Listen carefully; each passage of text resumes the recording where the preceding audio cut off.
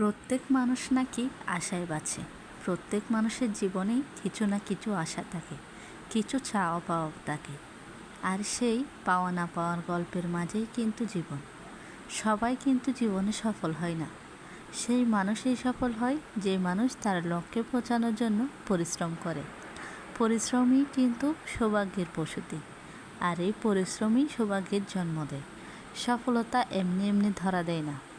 এর পিছনে কিন্তু অনেক ছুটতে হয়, অনেক খাটোখাটনি করতে হয়। সফলতার শীর্ষে পৌঁছানোর জন্য মানুষকে অনেক ধৈর্যশীল হতে হয়। নিজের মূল্যবান সময়কে গুরুত্ব দিতে হবে। যেখানে সফলতা রয়েছে সেখানে প্রচুর পরিমাণে সময় খরচ করতে হবে। আর ঠিক তখনই তার জীবনে সফলতা ধরা দেবে। আসসালামু আলাইকুম এভরিওয়ান, কী অবস্থা সবার? আমি আবারও চলে এলাম প্রতিদিনের মতো আমার রান্নার কিছু অংশ নিয়ে। আজকে রান্না করব সেই বড় মাছটি, যেটা আমাদের পুকুর থেকে ধরা হয়েছিল। এটা রান্না করার জন্য প্রথমে কাঁচামরিচ, পেঁয়াজ ভালোভাবে কষিয়ে এতে মশলা দিয়ে মাছগুলো সহ একটু কষিয়ে নেব।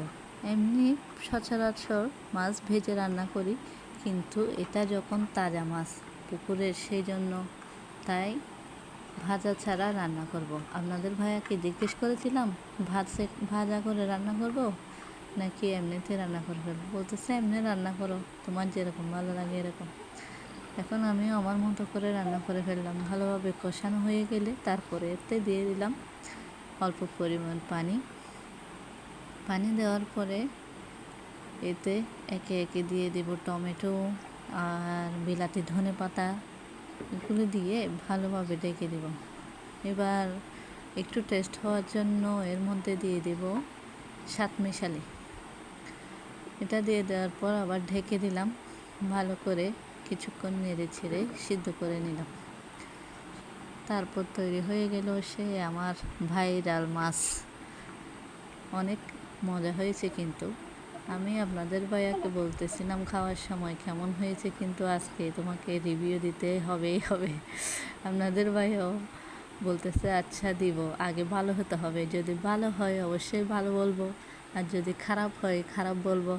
ভালো না হলে কেন শুধু শুধু আমি ভালো বলবো? আমি বললাম আচ্ছা ঠিক আছে, তোমার যা ইচ্ছা বলিও। তারপর অনেক কষ্ট করে তাকে ভিডিওতে আনলাম। সে বলতেছে আচ্ছা দেখা যাক কী হয়। অনেক সুন্দর লাগতেছে যখন মাছগুলো রান্না করা হয়েছে। এবার আপনাদের ভাইয়ার খাওয়ার পালা। খাওয়ার পরে তার রিভিউ আপনারা দেখেন।